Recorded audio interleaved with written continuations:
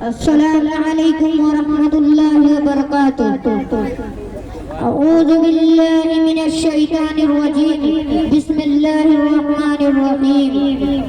अल्हम्दुलिल्लाहिल्लज़ी Kaffa व सलामुन अला इबादिहिल्लज़ीना इस्तफ़ा। अम्मा बाद, क़ाल अल्लाहु तआला अऊज़ु बिल्लाहि मिनश शैतानिर रजीम। बिस्मिल्लाहिर रहमानिर रहीम। वमा अर्सलनाका इल्ला मुबश्शिरन व नज़ीरन व सदक़ल्लाहुल अज़ीम।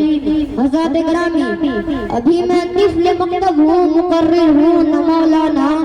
अभी मैं तिफ़्ल मक्तब हूँ, मुक़र्रिर हूँ न मौलाना। तमन्ना दिल में गुजी है, सुना दो हक़ का फरमाना। मैं इस मुबारक इजलास में सीरतुन नबी सल्लल्लाहु अलैहि वसल्लम के मुतालिक कुछ कहना चाहता हूँ। उम्मीद है कि मेरी बातों को बगौर सुना जाएगा। कलम अशजार हो सारा समुंदर रोशनाई हो, कलम अशजार हो सारा समुंदर रोशनाई हो, मुकम्मल हो नहीं सकती मगर सीरत मोहम्मद की सल्लल्लाहु अलैहि वसल्लम। प्यारे दोस्तों, जब फ़िरौन की चोटी से इस्लाम फलना शुरू हुआ तो आप सल्लल्लाहु अलैहि वसल्लम अपनी रोशनी से दुनिया वालों को मनोवर करने लगे तो बादलों पर खलबली मच गई और बादलों पर खलबली मच गई। सारा दिलो दिमाग में इस्लाम को बिठाने में खर्च करने लगे। रास्ते में कांटे बिछाकर, पत्थरों से दबाकर, तपती हुई जमीन में सुलाकर, आग के अंगार पर लिटाकर, फांसी के फंदों पर चढ़ाकर, घर पर उजाड़कर प्यारे रसूल सल्लल्लाहु अलैहि वसल्लम की आवाज़ को दबाने की कोशिश कर रहे थे। मगर हक़ की आवाज़ रोज़ बढ़ती ही जा रही थी। हजार संसार नबी मुहर्रम का महीना है कि मक्का में तमाम लोगों ने मिलकर एक मीटिंग की। ये अबू जहल की तकरीर ने पूरी कौम को ललकारा। गयूर अरबो, जिसको हम बच्चे का खेल समझ रहे थे, आज हमारी इज्जत आबरू के लिए तूफान बन चुका है। जिस दिन का चर्चा मोहम्मद कर रहे थे, उनके मानने वालों की तादाद रोज रोज बढ़ती जा रही है। हमारे खुदाओं की तौहीन की जा रही है, झुठलाया जा रहा है, ठुकराया जा रहा है। इसलिए है अरब के बहादुरों, पूरी ताकत से आगे बढ़ो, वरना वो दिन दूर नहीं कि हमें मक्का से ज़िल्लुल ग़फ़ार होकर निकलना पड़ेगा। अबू जहल की तकरीर ने पूरी कौम को गरमाया। तरह तरह की तकरीरें पेश की गई। बड़ी देर के बाद ये हौलनाक तकरीर पास हुई कि मोहम्मद उसके मानने वालों को बिल्कुल बाइकाट कर दिया जाए, उनसे खरीद फरोख्त, सलाम कलाम देन सब बंद कर दिया जाए। लिहाजा एक राजीनामा लिखकर खाना काबा के द्वार पर लटका दिया गया। ये सारे कौम का फैसला हुआ कि इसके खिलाफ किसी को करने का इख्तियार नहीं और न किसी की मदद थी। मुसलमानों को शिवा की तालीम में बंद कर दिया गया, रास्ते में फेरे बैठा दिया गए। मुसलमानों में बच्चे बूढ़े औरतें सब थी। खाने का सामान धीरे धीरे खत्म हो गया। दरख्तों के छाले और पत्ते का दिन कट रहे थे। सिर्फ एक दिन के लिए पाबंदी अय्याम हज में हटा ली गई। मुसलमान घाटी से बाहर आ गए, कपड़े फट गए,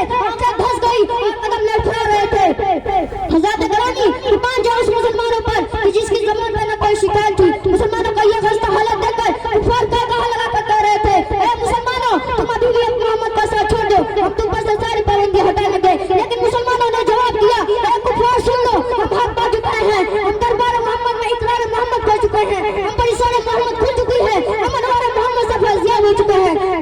रफ्तार मोहम्मदी ने हमें महव कर दिया है। लिहाजा तूफान से टकरा सकते हैं, खून का दरिया बहा सकते हैं, आग के अंगार पर सो सकते हैं, फांसी के फंदों पर चढ़ सकते हैं, भूख से तड़प तड़प कर दम तोड़ सकते हैं, लेकिन नबी वसीयतुन नबी सल्लल्लाहु अलैहि वसल्लम का रिसालत का इनकार नहीं कर सकते। इस इम्तिहान आज़माइश के बाद पूरे 3 साल मुकम्मल होने वाले हैं। खुराक ये खत्म हो गई, दरख्तों के छाले अब पत्ते खा खा दिन काट रहे थे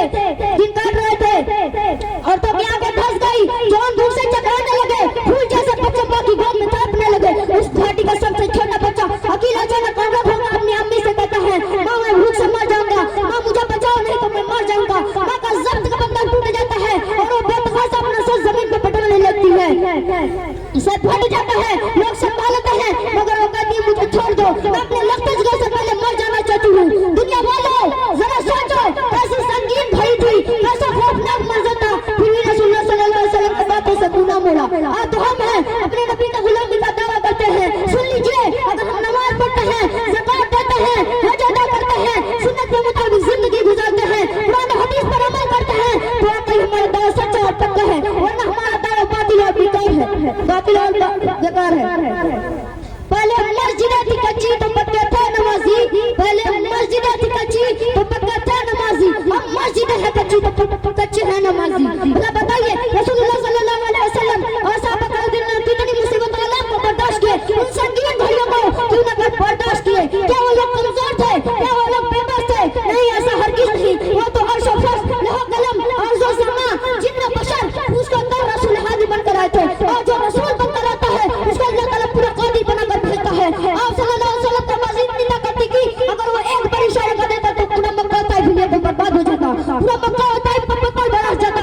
हर कोई वकीला उसके वालिदा को देखकर मक्का में तूफान मच गया। सरकार दो आलम सल्लल्लाहु अलैहि वसल्लम सजदे में गिरे हुए थे। अबू तालिब जहां पे चचा आते और कहते हैं भतीजे बर्दाश्त करने की ताकत नहीं, तलवार चलाने की इजाजत दो। और सल्लल्लाहु अलैहि वसल्लम सर उठाते हैं और कहते हैं इंशाअल्लाह आज हम इस घाटी से बाहर आ जाएंगे। मुसलमान पूरे 3 साल बाद आज दियो दुनिया सलामत लेकर घाटी से बाहर आ गए। मेरे प्यारे दोस्तों, बहुत कुछ करने के बाद ये दिन हम तक पहुंचा है और हमारा हाल ये है कि इसका मजाक उड़ाते हैं।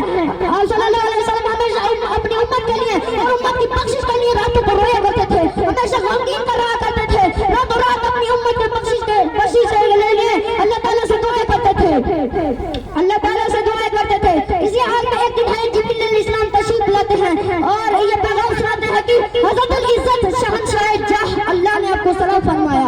और जिब्रील अलैहिस्सलाम भूल जानते थे कि आप सल्लल्लाहु अलैहि वसल्लम गमगीन क्यों रहा करते थे, फिर भी दरियाफ्त करते हैं और पूछते हैं आप सल्लल्लाहु अलैहि वसल्लम गमगीन क्यों रहा करते थे।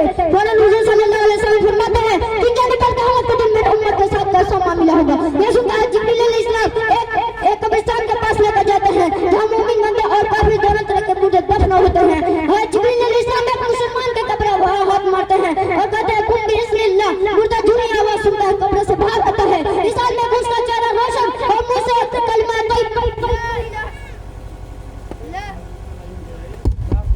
ये सुनता है आप सल्लल्लाहु अलैहि वसल्लम ने उसका मुलाहिजा फरमाया। इसी तरह जिब्रील अलैहिस्सलाम एक मुशरिक के कब्र पर हाथ मारते हैं और कहते हैं कुम बिस्मिल्लाह, मुर्दा झूठी आवाज सुनता है कब्र से बाहर आता है। इस हाल में कि उसका चेहरा बिल्कुल काला और मुंह से हाय अफसोस की आवाज आ रही है। ये सुनता है जिब्रील अलैहिस्सलाम फरमाते हैं जिस तरह आपने मोमिन बंदे को देखा और काफिर को देखा, ठीक उसी तरह उस दिन भी हर कलमा फेंका उस कलमे के साथ उठाया जाता और काफिर की यही हालत होगी जो आप सल्लल्लाहु अलैहि वसल्लम ने देखा। इतना सुनना था कि आप सल्लल्लाहु अलैहि वसल्लम को इत्मीनान में सुकून मिला। बिरादरान इस्लाम, आपने सुना कि हुज़ूर सल्लल्लाहु अलैहि वसल्लम किस तरह अपनी उम्मत के लिए रातों को रोया करते थे, हमेशा गमगीन रहा करते थे, हमेशा माओ तस्बुरत तफक्कुर रहा करते थे। अफसोस कि हम सल्लल्लाहु अलैहि वसल्लम के उम्मत होते हुए भी आप सल्लल्लाहु अलैहि वसल्लम को इस तरह भुला दिया है कि आप सल्लल्लाहु अलैहि वसल्लम के कदम को इस तरह छोड़ दिया है कि हमारा ज़मीर हम खुद मिलावट करता है। आप याद करो उस दिन को जब कोई किसी का पुरसान हाल ना होगा। अल्लाह के रसूल सल्लल्लाहु अलैहि वसल्लम फरमाते हैं, अल्लाह के रसूल सल्लल्लाहु अलैहि वसल्लम फरमाते हैं कल क़यामत के दिन अल्लाह ताला एक शख्स को बुलाएगा और उसे बड़े बड़े दफ्तर दिखाकर कहेगा अफला दो ये तेरे गुनाहों के दफ्तर है। फिर वो शख्स कहेगा या मौला ये सब मैंने गुनाह किया है। तो अल्लाह ताला फरमाएंगे मैंने तुम्हारे पास एक नबी को भेजा, आलिमों को भेजा, तो तबलीग वालों को भेजा, मगर तुमने उनकी बातों को न मानकर उनका इनकार किया और आज तुम यहाँ अज़ाब दोज़ख में मचा चुके हो। तो फरिश्तों को हुक्म होगा ऐ फरिश्तों इसे मुंह पर घसीट के जहन्नम में डाल दो। तो फरिश्ते आएंगे और उसे मुंह पर घसीट के जहन्नम में डाल देंगे। और जिसने दीन को दीन मानकर उस पर अमल किया तो उसका मामला बहुत आसान होगा। अल्लाह ताला हम सभी को सही रास्ते पर चलने की तौफीक अता फरमाए। वमा अलैना इल्लल बलाग। अस्सलामु अलैकुम व रहमतुल्लाहि व बरकातुहू।